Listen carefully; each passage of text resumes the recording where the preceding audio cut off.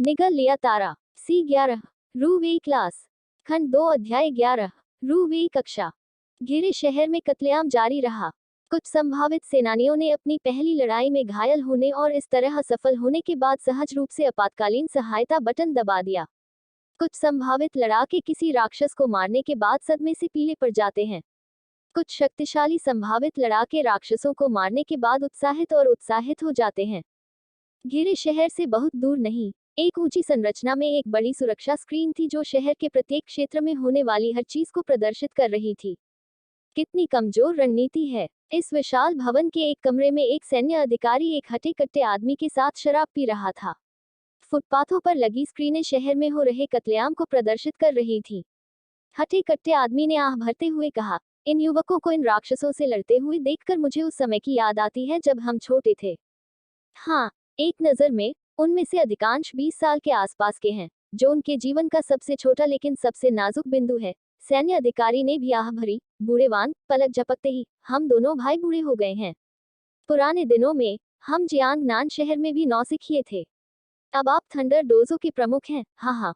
हट्टा कट्टा आदमी जोर से हंसा। लोहे के बंदर, क्या तुम्हें भी मेजर जनरल के पास जाने का रास्ता नहीं मिला? हम सैन्य प्रशिक्षक ने प्रदर्शन को आश्चर्य से देखा। जितना अधिक उसने देखा, उतना ही अधिक चौंक गया। ओल्ड वांग, जल्दी करो और देखो। प्रदर्शन पर शहर के कई वीडियो थे। चूंकि वहां बहुत सारे कैमरे रिकॉर्डिंग कर रहे थे, इसलिए डिस्प्ले पर वीडियो समय समय पर बदलते रहते हैं। ये बदला गया है। सैन्य अधिकारी ने तुरंत टेलीफोन को किनारे पर दबाया और आदेश दिया, अभी कैमरा #21 से संभावित लड़ाकू को लॉक करें, उस पर लॉक करें। हाँ, टेलीफोन से एक प्रभावशाली ध्वनि आई। हटे कट्टे आदमी वांग ने अपने अच्छे भाई की ओर संदेह से देखा। लोहे के बंदर, तुमने अभी क्या देखा? ओल्ड वांग, आप जल्द ही देखेंगे, सैन्य प्रशिक्षक रहस्यमय ढंग से हंसे। कुछ ही देर में डिस्प्ले पहले वाले वीडियो में बदल गया। वीडियो में 5 छाया बिल्लियां एक संभावित लड़ाकू पर लगातार हमला कर रही थीं।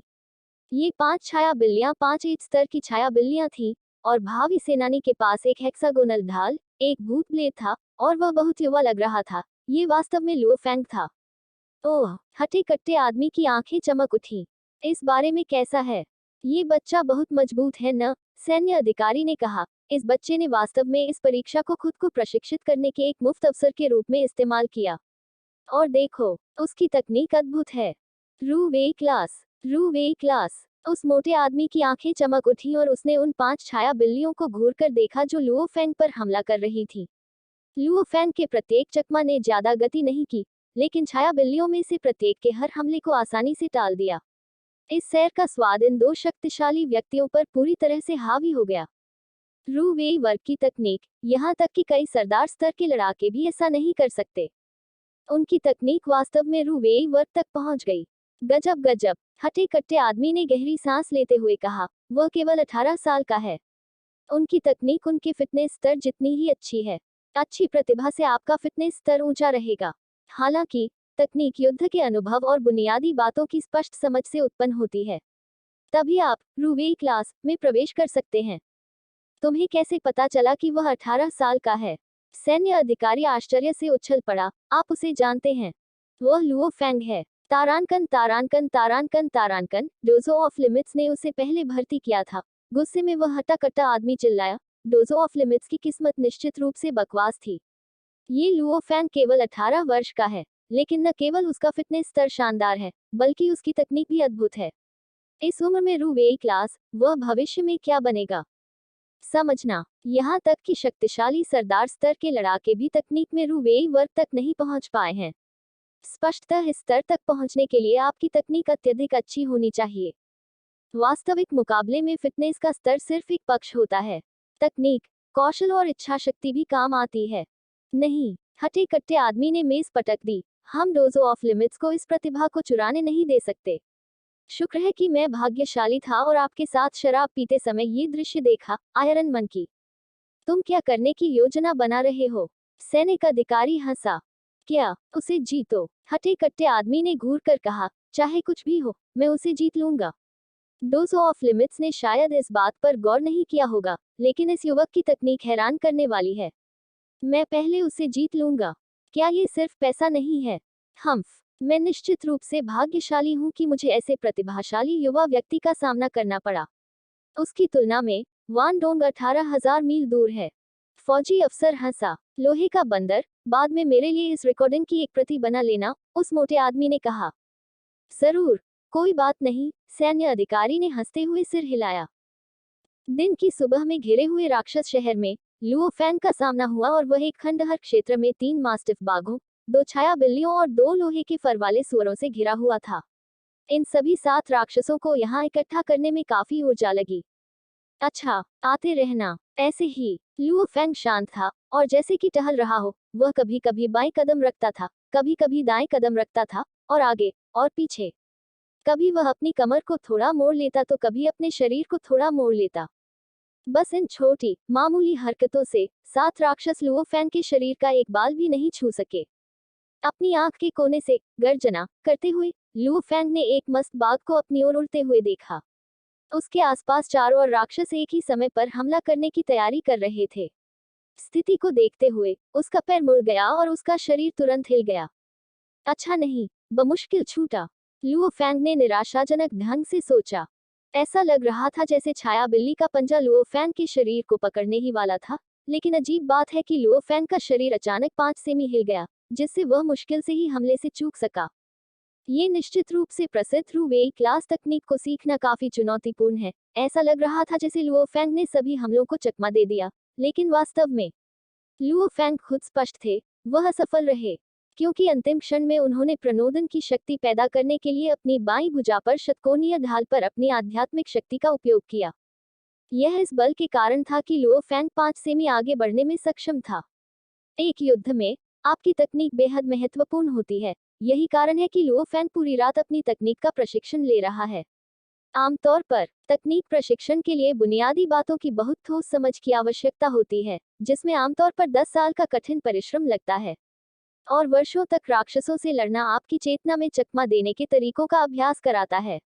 एक बार जब आप पर्याप्त प्रशिक्षण ले लेते हैं, तो स्थिति चाहे जो भी हो, आपकी प्रतिक्रियाएं काम करने लगती हैं। बुनियादी बातों में ठोस समझ, ढेर सारा प्रशिक्षण और सजगता, ये 3 स्तर तकनीक की मूल बातें हैं। इन तीनों के ऊपर है रू वेई वर्ग। रू वेई वर्ग का मतलब है कि आपका अपनी ताकत और शरीर पर लगभग पूरा नियंत्रण है और आप हमले से बमुश्किल बचने के लिए ऊर्जा की सबसे छोटी मात्रा का उपयोग करने में सक्षम हैं।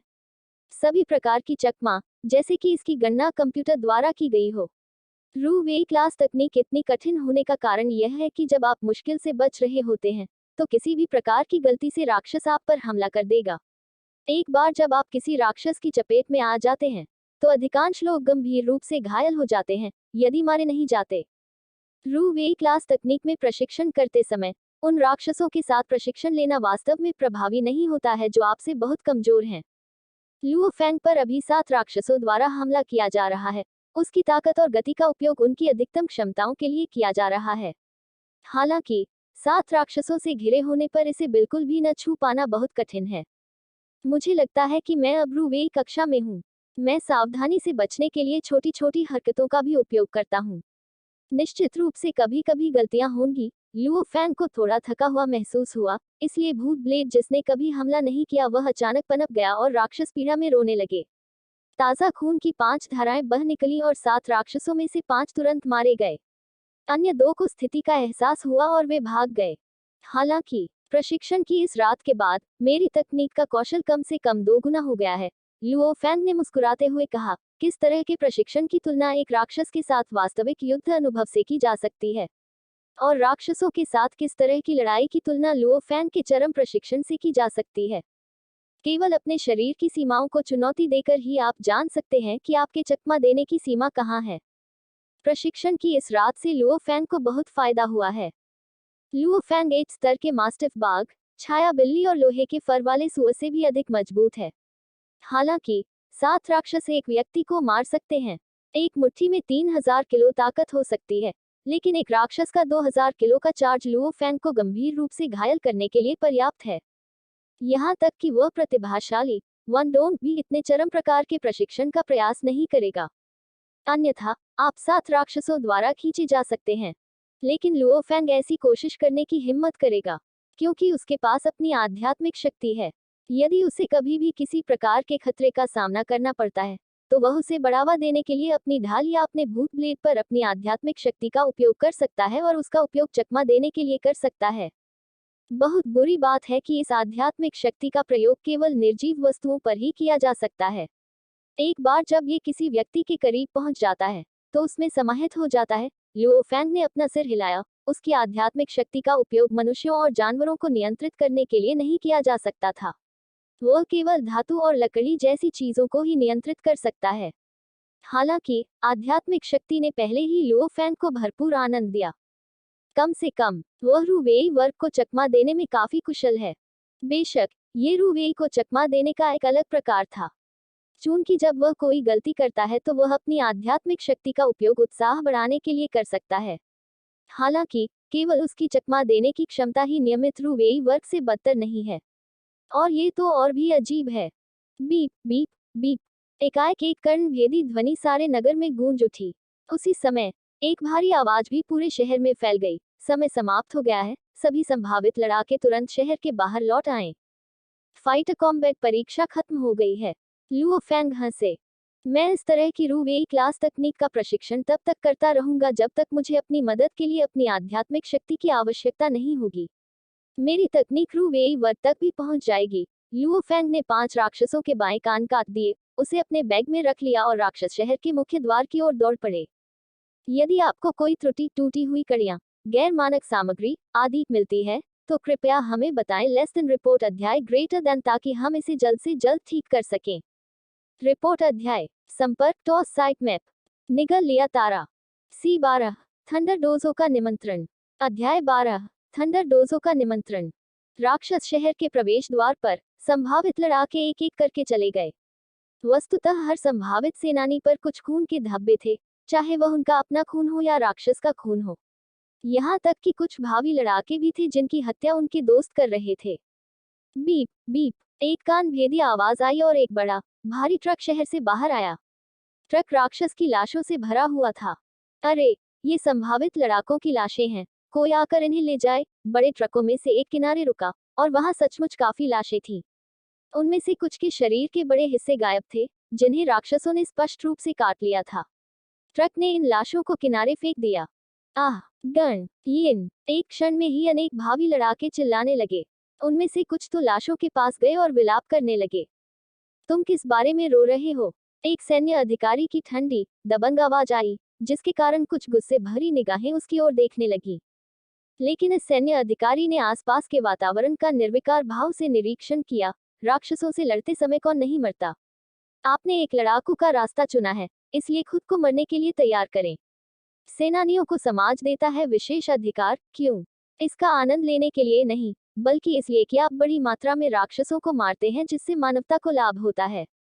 इसलिए आपको विशेष लाभ मिलता है। आपका पद, आपका अधिकार, ये सब प्राप्त करने के लिए आपको अपना जीवन दांव पर लगाना होगा। इस अभ्यास में आपको केवल सबसे कमजोर राक्षसों को दिया गया था, और वे झुंड बनाने के प्रकार के भी नहीं हैं। यदि आप इसे भी पारित नहीं कर सकते, तो आप जंगल में जीवित रहने की उम्मीद कैसे करेंगे? अधिकारी के भाषण ने हर संभावित सेनानी को शांत कर दिया, क्योंकि वे राक्षसों के बारे में कुछ भी नहीं जानते थे। निपटने के लिए सबसे कठिन राक्षस पैक प्रकार हैं, जैसे कुत्ते प्रकार, मास्टिफ शेर। हर बार जब वे चलते हैं तो वे लगभग 10 के झुंड में चलते हैं, इसलिए एक मध्यवर्ती स्तर का लड़ाकू भी उनके पास नहीं आएगा। 2 राक्षसों के बाएं कान, अगला घायल बायां हाथ। लू फैंग, ठीक है। 3 राक्षसों के बाएं कान, बुरा नहीं, अगला।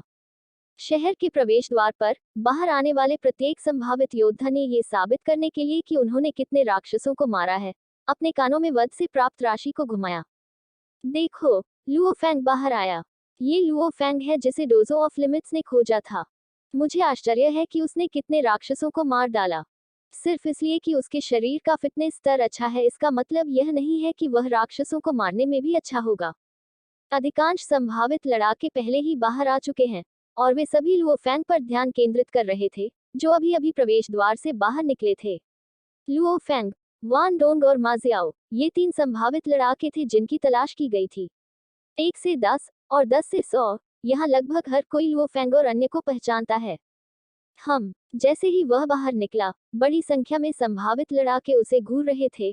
इसलिए लुओ फैंग डगमगाने के अलावा कुछ नहीं कर सका। लुओ फैंग, सही है।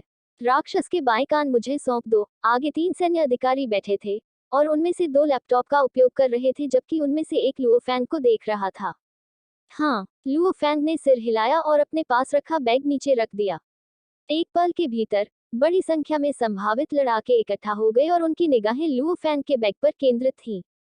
वे सभी उत्सुक थे। लुओ फैंग ने कितने राक्षसों को मारा? हुआ। लुओ फैंग ने तुरंत बैग को उल्टा कर दिया और बड़ी मात्रा में कानों को धातु के बर्तन में डाल दिया। एक छोटा सा ढेर बन गया, जिससे आधा बर्तन भर गया। इतने सारे! इस आदमी ने इतने सारे राक्षसों को मार डाला। दूर से देख रहे सभी संभावित लड़ाके हैरान रह गए। उस समय सैन्य अधिकारी कान गिन रहा था और इसके तुरंत बाद वह लुओ फैंग की ओर देखकर मुस्कुराया। लुओ फैंग, बुरा नहीं, कुल मिलाकर 36 राक्षसों के बाएं कान। अब तक आपके पास सबसे अधिक पुष्ट हत्याएं हैं। और आप घायल भी नहीं हैं। अगले सैन्य अधिकारी ने आने वाले लोगों की ओर देखा और लुओ फैंग मुस्कुराते हुए चले गए। फाइटर कॉम्बैट परीक्षा पास करने के बाद मैं भी एक सच्चा फाइटर बन जाऊंगा। लुओ फैंग बहुत खुश हुआ। उसके बाद लुओ फैंग भीड़ में शामिल हो गया और देखा कि अन्य लोग अपने राक्षस के बाएं कान में हाथ डाल रहे थे। उनमें से कुछ को तो बिल्कुल भी चोट नहीं थी, लेकिन ज्यादातर को हल्की चोट लगी थी, जो लगभग 10 से 15 दिनों के आराम में ठीक हो जाएगी। संभावित लड़ाके भी भारी रूप से घायल हुए थे।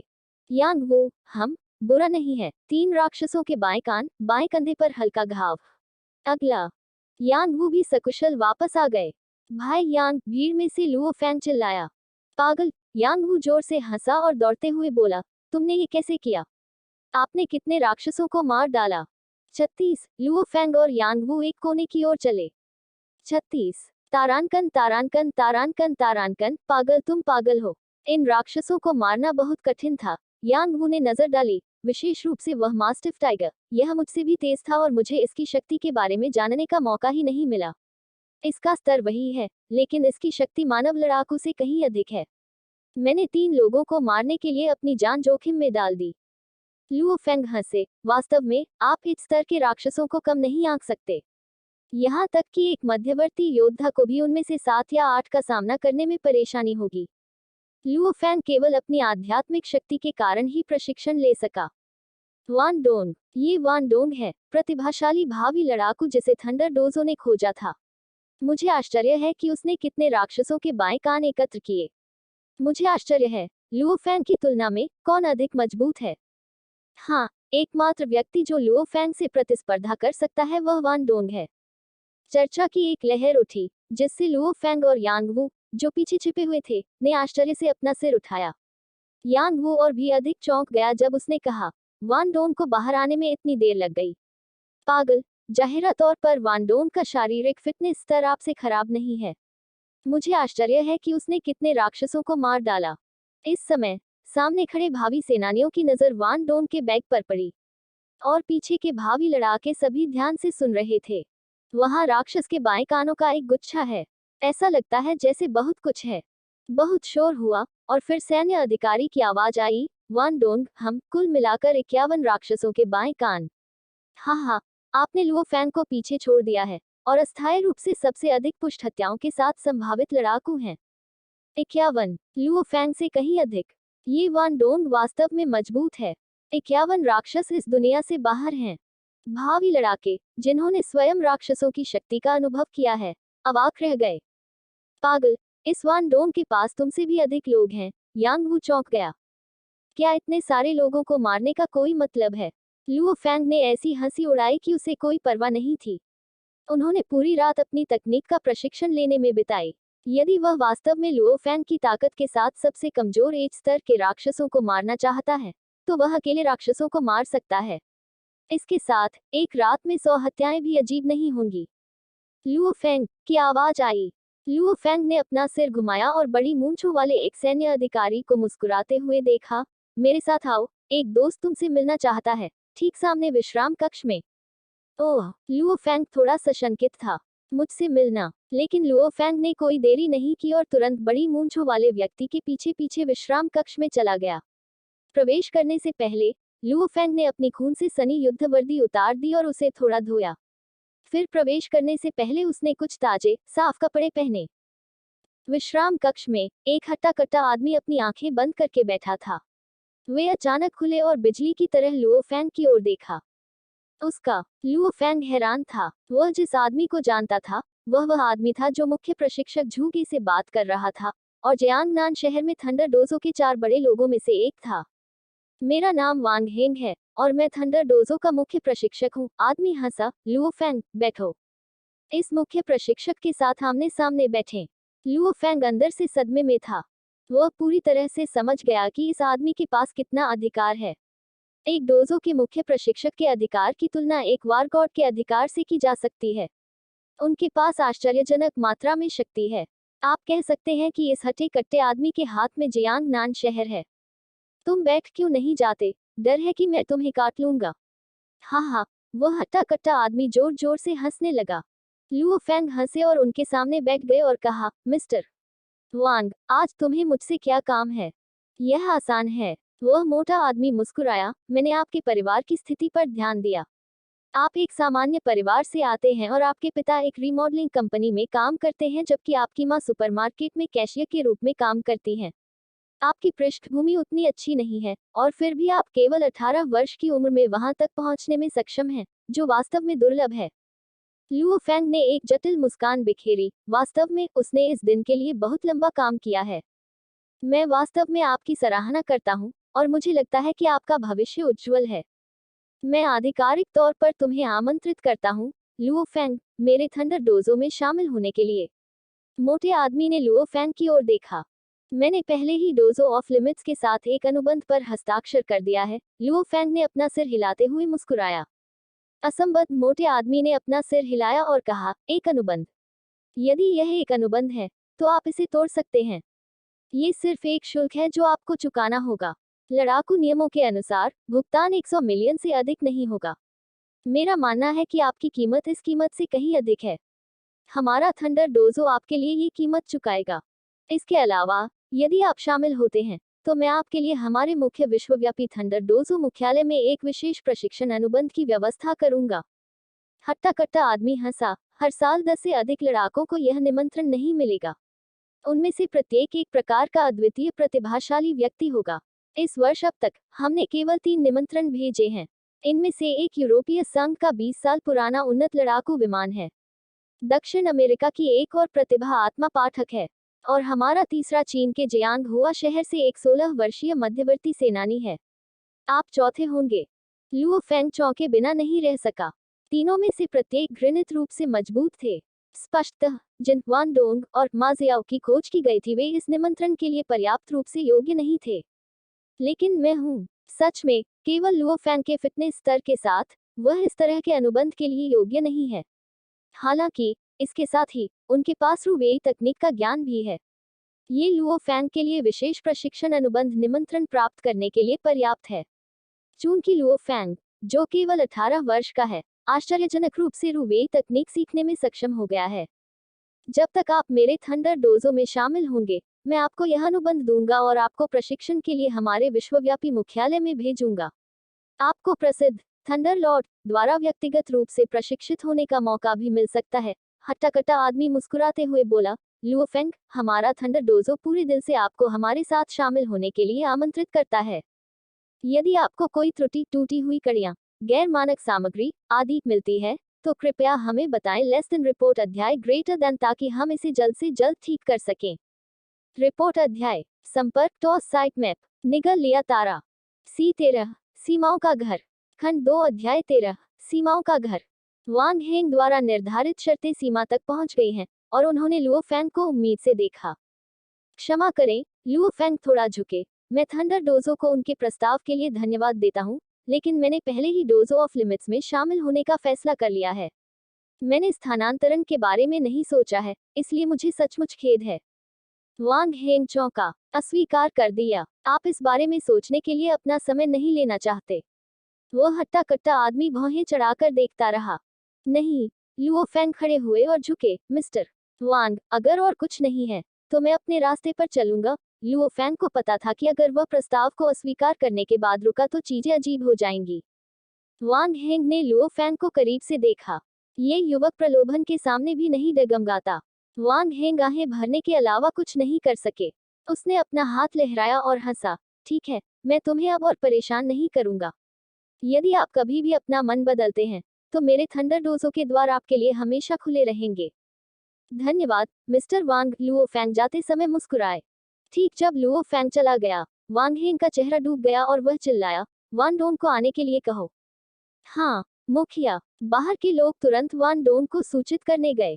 मैं विश्वास नहीं कर सकता कि मैंने डोजो ऑफ लिमिट्स के कारण एक और प्रतिभा खो दी है। वांग हेंग ने अपनी ठुड्डी पर हाथ फेरा और उसकी आंखें बाघ की तरह झुक गईं। जब से फैंटम वारलॉर्ड एक बड़ी चोट के कारण सेवानिवृत्त हुआ है, हमारे जियांग नान शहर का थंडर डोजो हमेशा डोजो ऑफ लिमिट्स की तुलना में नुकसान में रहा है। मल। वांग हेंग भी घबराए हुए हैं। पूरी दुनिया में डोजो ऑफ लिमिट्स और थंडर डोजो दो सबसे बड़े डोजो हैं। डोजो के निर्माता सबसे मजबूत और दूसरे सबसे मजबूत योद्धा हैं। स्वाभाविक रूप से प्रत्येक के वरिष्ठ मुस्कुराते चेहरों के साथ एक दूसरे का स्वागत करेंगे, लेकिन सच तो यह है कि वे पूरी तरह एक दूसरे के खिलाफ थे। हालांकि जियांगनान शहर में डोजो ऑफ लिमिट्स का प्रभाव अधिक है। अध्यक्ष ठंडा किशोर वान डोंग वहां चला आया। वान डोंग के लुक में भी वह आत्मविश्वास से भरे हुए थे। चूंकि इस बार की फाइटर कॉम्बैट परीक्षा में उसे लुओ फैंग से अधिक मारें मिली और वह नंबर 1 स्थान पर रहा, उसका आत्मविश्वास बढ़ रहा है। हम वान डोंग, वांग हेंग ने मुस्कुराते हुए कहा, आप हमारे थंडर डोजो के सबसे अच्छे नए भर्ती करता हैं। हालांकि आपकी वर्तमान शक्ति के साथ आप अभी भी लुओ फैंग से तुलना नहीं कर सकते। प्रमुख वान डोंग चौंका। मैं लुओ फैंग से तुलना नहीं कर सकता। क्या तुम्हें मेरी बातों पर संदेह है? वांग हेंग ने अपनी भौहें ऊपर उठाई। वान डोंग ने अपना सिर हिलाया। वह जानता था कि उसके सामने मुख्य प्रशिक्षक एक उन्नत सरदार हुआ करता था। साथ ही उनके पास मुख्य प्रशिक्षक की उपाधि से प्रदत्त विभिन्न विशेष अधिकार भी हैं। उसका अधिकार एक वारगॉड का प्रतिद्वंद्वी है। ये व्यक्ति झूठ कैसे फैला सकता है? मैं तुम्हें सच सच बताऊंगा, आपके शरीर का फिटनेस स्तर उससे खराब नहीं है।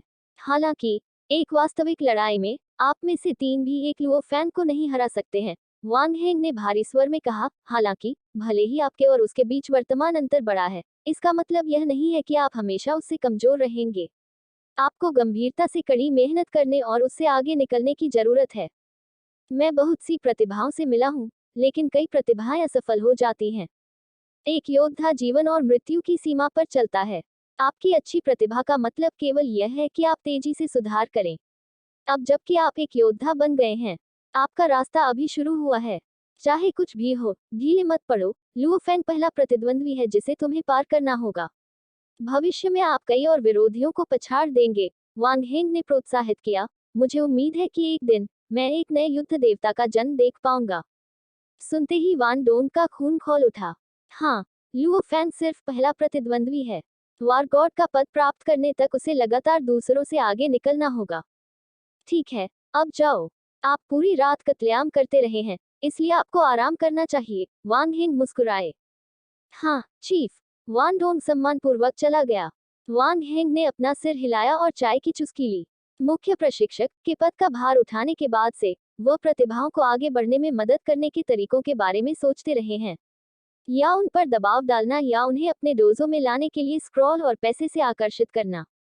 वह जितने अधिक लड़ाके खड़ा करेगा, उसकी स्थिति उतनी ही अधिक मजबूत होगी। वांग हेंग ने हंसते हुए कहा, ये वान डोंग मुझे भविष्य में आश्चर्यचकित करने में सक्षम हो सकता है। हालांकि मैं अभी उससे बहुत अधिक नहीं पूछूंगा।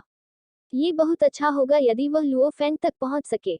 हे, 18 साल की उम्र में रू वेई क्लास और शरीर का इतना ऊंचा फिटनेस स्तर, क्या बढ़िया बीज है। वांग हेंग ने अपना सिर हिलाया और कुछ चाय पी, क्योंकि उसने इसके बारे में अब और न सोचने की कोशिश की। हाँ, इससे कोई फर्क नहीं पड़ता। लुओ फैंग और वान डोंग सिर्फ अच्छे बीज हैं। जियांगनान शहर के उत्तरी सैन्य क्षेत्र में लुओ फैंग और यांगवू, जो पहले से ही सामान्य कपड़े पहन चुके थे, चलते हुए बातें कर रहे थे। पागल, वान डोंग की नजर में कुछ गड़बड़ थी क्योंकि उसने अभी अभी तुम्हारी ओर देखा था। उसने यहाँ तक कहा कि वह आपसे प्रतिस्पर्धा करना चाहता है और देखना चाहता है कि पहले कौन सरदार बन सकता है। यांगवू ने भ्रमित होकर कहा, कौन जानता है कि क्या हो रहा है? ऐसा लगता है जैसे वान डोंग पहले से ही मुझे एक प्रतिद्वंद्वी के रूप में देखता है। लुओ फैंग को भी वान डोंग की बातों पर संदेह था। वह नहीं जानता था कि वान डोंग ने वांग हेंग की बातें सुनने के बाद वान डोंग ने पहले ही लुओ फैंग को अपना पहला प्रतिद्वंद्वी मान लिया था। मुझे अपने परिवार को बताना होगा कि मैंने परीक्षा उत्तीर्ण कर ली है। लुओ फैंग ने मुस्कुराते हुए अपना सेल फोन निकाला। भाई यांग, आपको अपने परिवार को भी परिणामों के बारे में सूचित करना होगा। हाँ, यांग वू ने सिर हिलाते हुए हंसा। लुओ फैंग और यांग वू दोनों ने अपने परिवार के घर फोन किया। अल्पविराम डॉट डॉट जियांगनान शहर के 8 प्रमुख शहरों में से एक, यांगझोउ शहर का मिंगयू सेक्टर। होंगुओ, आपके परिवार का लुओ फैंग निश्चित रूप से इस बार की फाइटर कॉम्बैट परीक्षा पास करने में सक्षम होगा। माता पिता लुओ होंगुओ और गोंग शिनलैन ने अपने बेटे लुओ हुआ की व्हीलचेयर को धक्का दिया और एक गंजे बूढ़े व्यक्ति से बातचीत की। क्या लड़ाकू युद्ध परीक्षा खतरनाक है? गोंग शिनलैन ये पूछने से खुद को नहीं रोक सके। मेरे परिवार के फैंग ने कहा कि कोई खतरा नहीं है, लेकिन हमने ऑनलाइन जांच की और हमने पढ़ा कि यह वास्तव में खतरनाक था। हाँ, ये थोड़ा खतरनाक है, गंजे हो रहे बूढ़े व्यक्ति ने सिर हिलाया। मेरे बेटे ने जो कहा, उसके अनुसार एक सामान्य लड़ाकू युद्ध परीक्षा में आमतौर पर मृत्यु दर 3% से 5% होती है और विकलांग होने की संभावना लगभग 5% से 8% होती है। दूसरे शब्दों में, 100 से अधिक संभावित सेनानियों को नष्ट कर दिया जाता है। लुओ होंगुओ और गोंग शिनलैन ने एक दूसरे पर नजरें डाली, दोनों बेहद चिंतित थे। तुम्हारे परिवार की फैंग निश्चित रूप से बिल्कुल ठीक है, इसलिए आराम से रहो, गंजे हो रहे बूढ़े व्यक्ति ने हंसते हुए कहा। हाँ, हाँ, लुओ होंगुओ और गोंग शिनलैन ने सिर हिलाया। हालांकि उन्होंने बाहर से ऐसा किया, फिर भी पति पत्नी अंदर से अविश्वसनीय रूप से चिंतित थे। लुओ हुआ ने अपनी व्हीलचेयर पर बैठे हुए कुछ नहीं कहा, लेकिन उसकी मुठ्ठियां कसकर बंधी हुई थीं। अचानक एक हर्षित रिंगटोन बजने लगी और मां गोंग शिनलैन ने अपना सेल फोन अपनी जेब से निकाला और खुशी से चेहरे पर मुस्कान ला दी। जैसे ही उसने सेल फोन को देखा, उसने कहा, ये फैन का फोन नंबर है। जल्दी करो और इसका उत्तर दो, लुओ होंगुओ ने कहा। लुओ हुआ भी फोन की ओर घूर रहा था, और यहाँ तक कि गंजा हो रहा बूढ़ा व्यक्ति भी बगल में देखकर मुस्कुरा रहा था। हेलो, गोंग शिनलैन ने उत्तर दिया। माँ, मैंने फाइटर कॉम्बैट परीक्षा पास कर ली है। मैं आज रात घर लौट पाऊंगा, इसलिए बेहतर होगा कि आप अच्छा खाना बनाएं। सेल फोन से आवाज आई और आसपास के सभी लोगों ने इसे सुना। फादर लुओ होंगुओ हंसे और लुओ हुआ ने अंततः अपनी बंद मुट्ठी ढीली की और हंसे। बहुत बढ़िया, माँ निश्चित रूप से बहुत अच्छा खाना बनाएंगी। गोंग शिनलैन बेहद उत्साहित थी। 2 अगस्त शाम, यांगझोउ शहर का मिंगयू सेक्टर। लुओ फैंग वापस आ गया है। बधाई हो मेरी तारांकन तारांकन तारांकन। लड़ाकू युद्ध परीक्षा लुओ फैंग के लिए पाई जितनी आसान थी। जैसे ही लुओ फैंग चला, उसने मुस्कुराते हुए कई सेनानियों का अभिवादन किया। समाज में सामान्य लोगों की तुलना में लड़ाके बहुत कम हैं। इस मिंगयू सेक्टर में यहाँ के सभी परिवार लड़ाकू हैं। इतना ही नहीं, बल्कि वे सभी डोजो ऑफ लिमिट्स में शामिल हो गए हैं, इसलिए स्वाभाविक रूप से उनके रिश्ते अच्छे होंगे। माँ, पिताजी, लुओ फैंग ने अपने माता पिता और घर की नानी को घर के दरवाजे के सामने खड़े देखा। चलो खाओ, लुओ होंगुओ तुरंत हंसने लगे। उस रात लुओ फैंग और उनके परिवार ने बहुत अच्छा समय बिताया, क्योंकि अब से, कानून के नजरिए से, लुओ फैंग आधिकारिक तौर पर एक लड़ाकू है। रात 11 बजे के बाद तक, लुओ फैंग के घर की दूसरी मंजिल पर उनके रिकॉर्डिंग रूम के अंदर, उन्होंने कहा कि एक आधिकारिक लड़ाकू बनने के बाद, आप डोजो ऑफ लिमिट के आंतरिक लड़ाकू नेटवर्क में प्रवेश कर सकते हैं। लुओ फैंग थोड़ा उत्साहित थे। कुछ विशेष आंतरिक नेटवर्क में प्रवेश के लिए एक विशेष पहचान की आवश्यकता होती है। केवल डोजो ऑफ लिमिट्स के सेनानियों को आंतरिक लड़ाकू नेटवर्क में प्रवेश करने का अधिकार है, होम ऑफ लिमिट्स। और जब तक आप एक लड़ाकू हैं, आप एचआर गठबंधन चैनल में लॉग इन कर पाएंगे।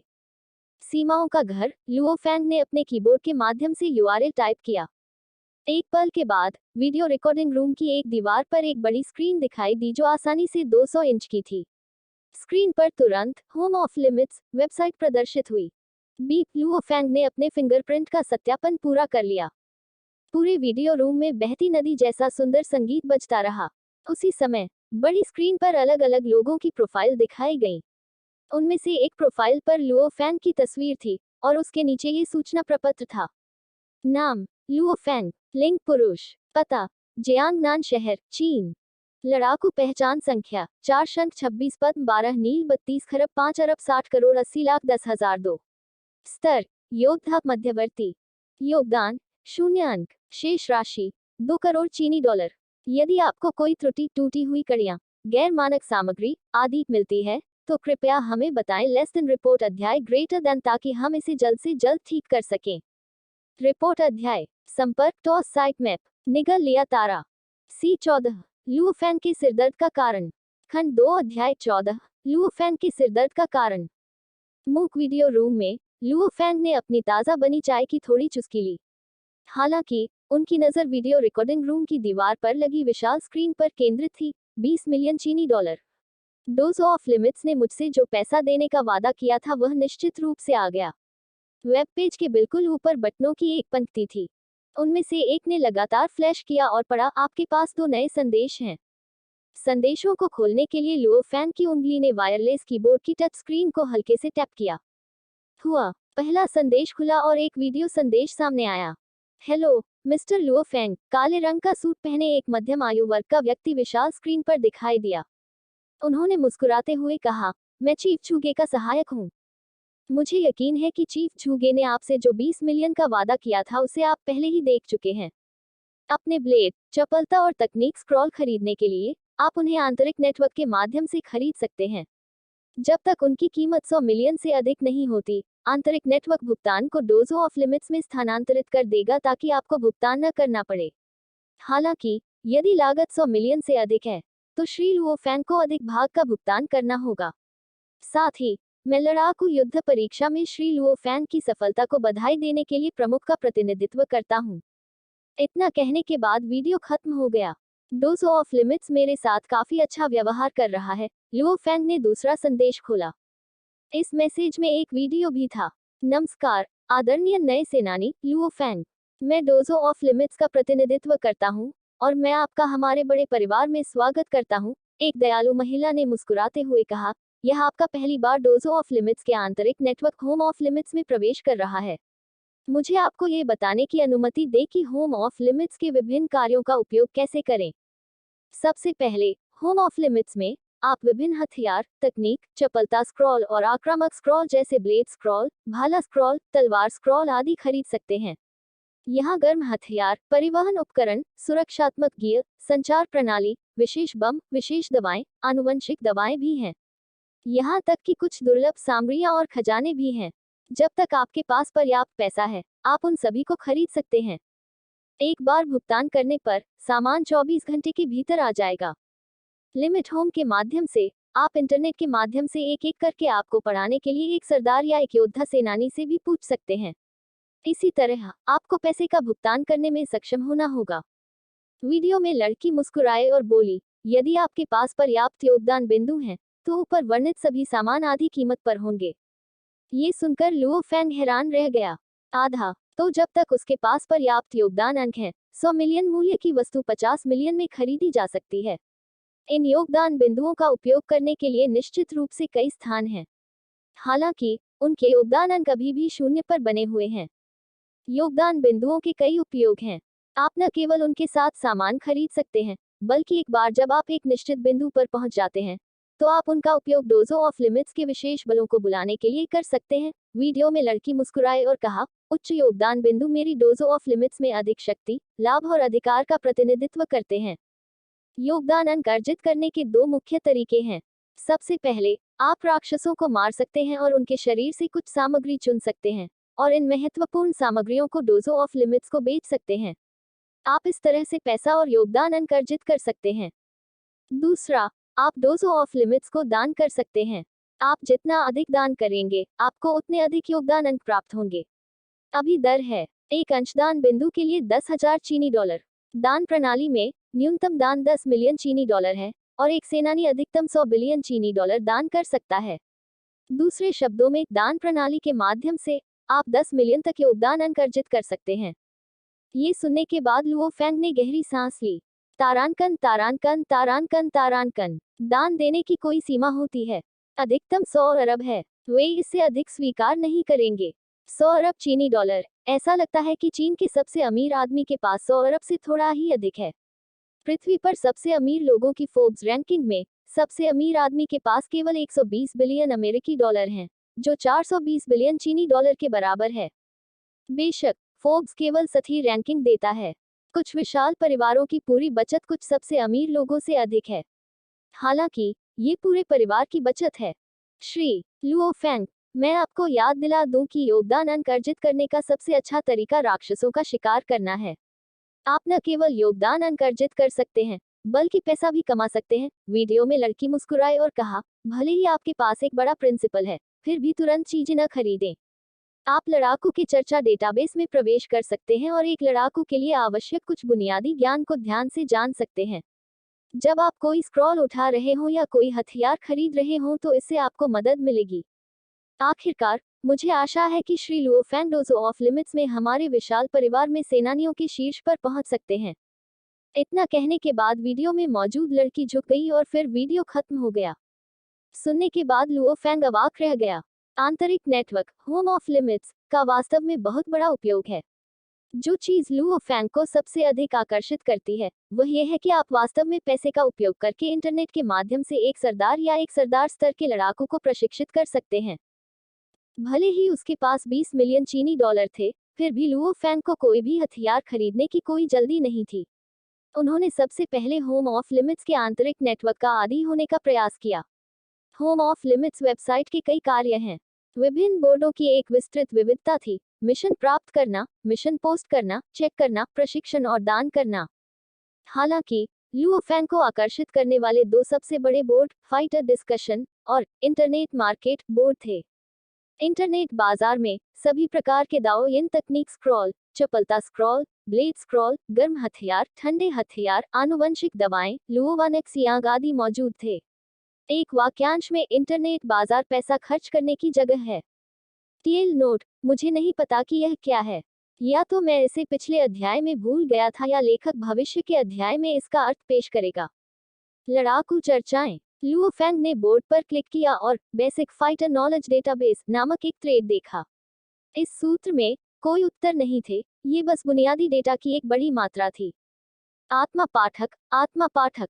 लुओ फेंग पेज को स्क्रॉल करते रहे और उन्होंने स्पिरिट रीडर्स पर कुछ प्रकार का परिचय खोजने की कोशिश की। आखिरकार यह इस प्रकार है। लुओ फेंग ने एक अनुभाग देखा, आत्मा पाठकों पर एक बुनियादी रेखा चित्र।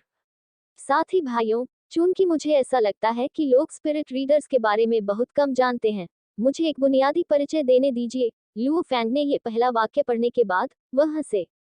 ये स्पष्ट था कि यह तथाकथित लड़ाकू डेटाबेस लड़ाकू विमानों की पोस्टों का एक समूह मात्र था, ये बिल्कुल भी औपचारिक नहीं था। स्पिरिट रीडर्स को सेनानियों के समूह में सबसे भयभीत समूह कहा जा सकता है। सबसे पहले, आप स्पिरिट रीडर बनने के लिए प्रशिक्षित नहीं हो सकते। प्रत्येक आध्यात्मिक पाठक स्वाभाविक रूप से प्रतिभाशाली होता है और अपने आप में जागृत होता है। पोस्ट में इस्तेमाल की गई भाषा काफी अनौपचारिक थी। इससे पहले कि वे जाग जाएं, हो सकता है कि वे एक नियमित लड़ाकू हों। हालांकि एक बार जब वे जाग जाएंगे, तो वे चार्ट से बाहर हो जाएंगे। वे चार्ट से बाहर क्यों हैं? सबसे पहले, आत्मा पाठक दो प्रकार के होते हैं। एक प्रकार में टेलीकिनेसिस की शक्ति होती है। दूसरे शब्दों में, वे एक सुई या ब्लेड को नियंत्रित कर सकते हैं और लंबी दूरी के हमलों को अंजाम देने के लिए उनका उपयोग कर सकते हैं। उनके टेलीकिनेसिस द्वारा नियंत्रित वस्तुएं एक प्रकार की भारी स्नाइपर राइफल की गोलियों की तुलना में कहीं अधिक शक्तिशाली होती हैं। स्नाइपर राइफल की गोलियां लगभग हमेशा सीधी होती हैं। हालांकि जिन वस्तुओं को स्पिरिट रीडर नियंत्रित करता है उनके लिए कोई नियम नहीं है। वे न केवल स्वतंत्र रूप से घूम सकते हैं, बल्कि उनका नुकसान भी अलग है। उदाहरण के लिए, मशीन गन या भारी स्नाइपर राइफल की गोलियों से होने वाले नुकसान की कुछ सीमाएं होती हैं। एक शीर्ष ग्रेड स्नाइपर राइफल को बुनियादी स्तर के कमांडर को मारने में परेशानी होगी। हालांकि सुई या ब्लेड की शक्ति जिसे स्पिरिट रीडर नियंत्रित करता है, उनकी आध्यात्मिक शक्ति के साथ मजबूत हो जाती है। ऐसे कई स्पिरिट रीडर हैं जो गिरोह के नेताओं को मार सकते हैं। टीएल नोट, यदि आप भूल गए हैं, अंतिम बार खंड 2 अध्याय 10 में उल्लेख किया गया है, लेकिन चूंकि मैं काफी समय से अनुवाद नहीं कर रहा हूँ, ये काफी समय पहले की बात है। राक्षसों के 3 अलग अलग रैंक होते हैं, सैनिक, कमांडर और गिरोह के नेता। टेलीकिनेसिस का उपयोग करने वाले प्रकार के अलावा दूसरा प्रकार सीधे हमला करने के लिए अपनी आध्यात्मिक शक्ति का उपयोग करता है। ये प्रकार अधिक रहस्यमय है। वे सीधे राक्षस की आत्मा पर हमला करते हैं और एक बार जब वे सफल हो जाते हैं, तो राक्षस उनके शरीर पर एक भी घाव के बिना मर जाएगा। हालांकि किसी आत्मा पर हमला करना बहुत कठिन है, इसलिए मैंने सुना है कि आध्यात्मिक हमले की तकनीक के बारे में जानने वाले आत्मा पाठक अत्यंत दुर्लभ हैं। टेलीकिनेसिस और आध्यात्मिक आक्रमण तकनीकों के अलावा ऐसे महान आत्मा पाठक हैं जो अधिक तकनीकों को जानते हैं। बात सिर्फ इतनी है कि मैं उनके बारे में बहुत निश्चित नहीं हूँ। लुओ फेंग ने एक एक शब्द पढ़ा, एक भी बिंदु नहीं छोड़ा। हालांकि जिस चीज से मुझे सबसे अधिक ईर्ष्या होती है वह है स्पिरिट रीडर्स की वृद्धि दर। आत्मा पाठकों के पास स्वाभाविक रूप से एक शक्तिशाली आध्यात्मिक शक्ति होती है। बात बस इतनी है कि जब वे युवा होते हैं तो उनका शरीर उस सारी आध्यात्मिक शक्ति को संभाल नहीं पाता है, इसलिए यह उनके अवचेतन में सोई रहती है। जब उनका शरीर मजबूत और मजबूत हो जाता है, जब तक कि यह एक निश्चित स्तर तक नहीं पहुंच जाता, आध्यात्मिक शक्ति खुद को दिखाएगी। शरीर जितना मजबूत होगा वह उतनी ही अधिक आध्यात्मिक शक्ति का सामना कर सकता है। योद्धा के लड़ाकू स्तर शुरुआती, मध्यवर्ती, उन्नत, सरदार शुरुआती, मध्यवर्ती, उन्नत और वारगोट शुरुआती, मध्यवर्ती, उन्नत, कुल मिलाकर 9 अलग अलग स्तर। आध्यात्मिक शक्ति की तुलना में शारीरिक फिटनेस स्तर में आमतौर पर 2 स्तरों का अंतर होता है। उदाहरण के लिए, यदि किसी का फिटनेस स्तर एक शुरुआती योद्धा के स्तर पर है, तो वह स्पिरिट रीडर आमतौर पर एक उन्नत योद्धा होगा। यदि उनका शरीर एक मध्यवर्ती योद्धा के स्तर पर होता, तो वह आत्मा पाठक एक नौसिखिया सरदार होता। आत्मा पाठकों का विकास काल अत्यंत तीव्र होता है। चूंकि एक आध्यात्मिक पाठक के पास स्वाभाविक रूप से एक बहुत शक्तिशाली आध्यात्मिक शक्ति होती है, ये बस उनके अवचेतन में सोती है। जब भी उनका शरीर मजबूत हो जाता है, तो सोई हुई आध्यात्मिक शक्ति स्वयं को और अधिक दिखाएगी। शरीर जितना मजबूत होगा, आध्यात्मिक शक्ति उतनी ही मजबूत होगी। एक दिन तक, जब सोई हुई सारी आध्यात्मिक शक्ति स्वयं को प्रकट कर देगी। ऐसा होने के बाद स्पिरिट रीडर की विकास दर धीमी होने लगेगी। जब लुओ फेंग ने इस भाग को पढ़ा, तो वह झिझकने के अलावा कुछ नहीं कर सका। इसलिए जब एक आध्यात्मिक पाठक मजबूत हो जाता है, तो इसका वास्तव में मतलब ये होता है कि सोई हुई आध्यात्मिक शक्ति स्वयं को प्रदर्शित कर रही है। केवल एक मजबूत शरीर के साथ ही आप पर्याप्त आध्यात्मिक शक्ति का सामना कर सकते हैं। तो एक आध्यात्मिक पाठक की क्षमता इस बात पर निर्भर करती है कि उनके भीतर कितनी आध्यात्मिक शक्ति है। कभी कभी सोई हुई आध्यात्मिक शक्ति एक तरल पदार्थ या आधे ठोस, आधे तरल पदार्थ का आकार ले लेती है। कभी कभी तो वे पूरी तरह ठोस भी होते हैं। पौराणिक कथा के अनुसार, यदि आध्यात्मिक शक्ति ठोस का आकार ले लेती है, तो आध्यात्मिक शक्ति अत्यंत महान होती है। वे सभी स्पिरिट पाठकों में से सबसे अधिक क्षमता वाले हैं। जैसे जैसे उनका शरीर बढ़ता है, ठोस में मौजूद आध्यात्मिक शक्ति लगातार जारी होती रहेगी, जो उन्हें और भी मजबूत बनाती है। एक दिन तक, जब ठोस पूरी तरह से घुल जाएगा, क्या उनकी तीव्र वृद्धि की अवधि समाप्त हो जाएगी? लुओ फेंग ने अपनी उत्तेजना दबा दी और तब तक पढ़ना जारी रखा जब तक कि उसने पूरी बात खत्म नहीं कर ली। उसके बाद लुओ फेंग ने डेटाबेस की खोज जारी रखी और स्पिरिट रीडर्स पर 2 और परिचय खोजने में कामयाब रहे। उन्होंने जो रेखांकित किया वह काफी हद तक एक जैसा था, इसलिए ऐसा लगता है कि वे सच हैं। लुओ फेंग ने सिर हिलाया। फिर मेरी चेतना में काली, सुनहरी गेंद एक ठोस के रूप में बड़ी मात्रा में आध्यात्मिक शक्ति होनी चाहिए। मैं निश्चित रूप से भाग्यशाली हूं कि मैं जागने से बच गया। लुओ फेंग आश्चर्यचकित था। 3 पदों के परिचय में उन्होंने जो पढ़ा, उसके अनुसार जब एक आध्यात्मिक पाठक जागता है, तो उसके अवचेतन में भारी मात्रा में शक्तिशाली आध्यात्मिक शक्ति का विस्फोट होता है। यदि उनकी जागृति विफल हो जाती है, तो वे मंदबुद्धि, वनस्पति मानव बन सकते हैं, या खून की कमी से मर भी सकते हैं। कोई आश्चर्य नहीं कि मुझे बचपन में लगभग हर दिन हल्का सिरदर्द होता था। मुझे कुछ बार कोमा भी हुआ था। लुओ फेंग को एहसास हुआ। ऐसा लगता है कि ऐसा इसलिए था क्योंकि मेरा शरीर बहुत कमजोर था और मेरी शक्तिशाली आध्यात्मिक शक्ति को संभाल नहीं सका, जिसके कारण सिरदर्द हुआ। अब चूंकि मेरी फिटनेस का स्तर बढ़ गया है, सिरदर्द कम हो गया है। अब मेरा सिरदर्द पूरी तरह से गायब हो गया है। जब से लुओ फेंग जागा, उसका सिरदर्द गायब हो गया। मैं विश्वास नहीं कर सकता कि वह काली, सुनहरी गेंद मेरी आध्यात्मिक शक्ति का रूप ले रही है। मुझे आश्चर्य है कि उसके अंदर कितनी आध्यात्मिक शक्ति है। लुओ फेंग ने आश्चर्य किया। यदि आपको कोई त्रुटि, टूटी हुई कड़ियां, गैर मानक सामग्री आदि मिलती है, तो कृपया हमें बताएं। लेस देन रिपोर्ट अध्याय ग्रेटर देन, ताकि हम इसे जल्द से जल्द ठीक कर सकें। रिपोर्ट अध्याय संपर्क टॉस साइट मैप निगल लिया तारा C15 इसे खरीदे या नहीं। खंड 2 अध्याय 15 इसे खरीदे या नहीं।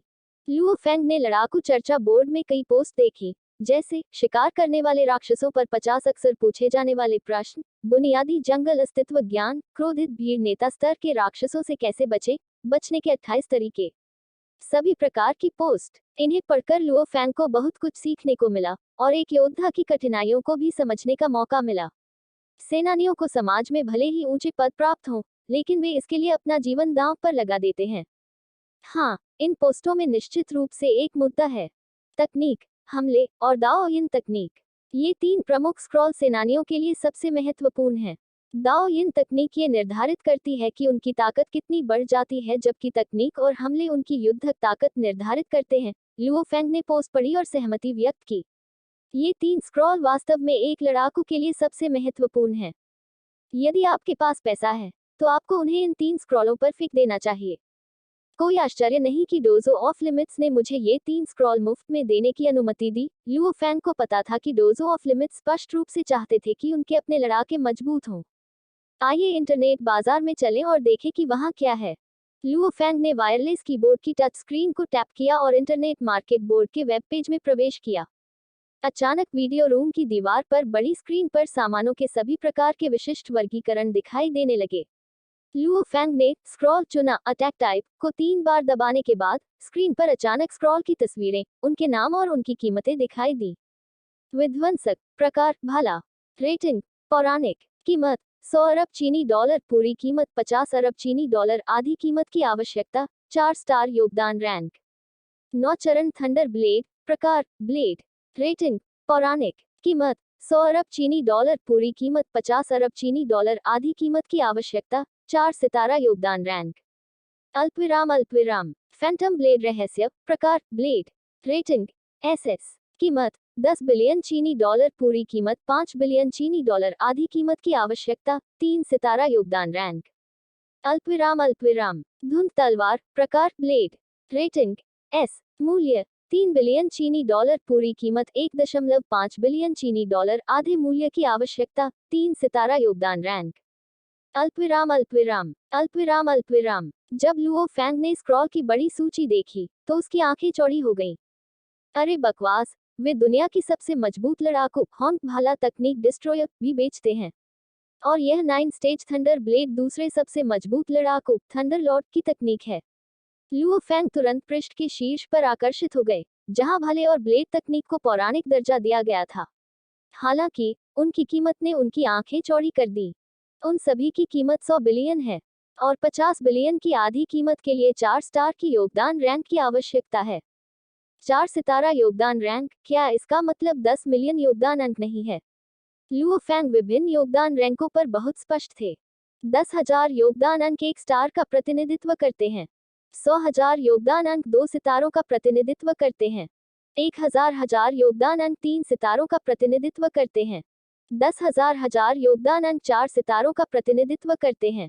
एक बार जब आप 50,000 योगदान अंक तक पहुंच जाते हैं, तो आप प्रसिद्ध 5 स्टार रैंक तक पहुंच जाते हैं। 5 स्टार रैंक तक पहुंचना लगभग असंभव है, कठिनाई बहुत अधिक है।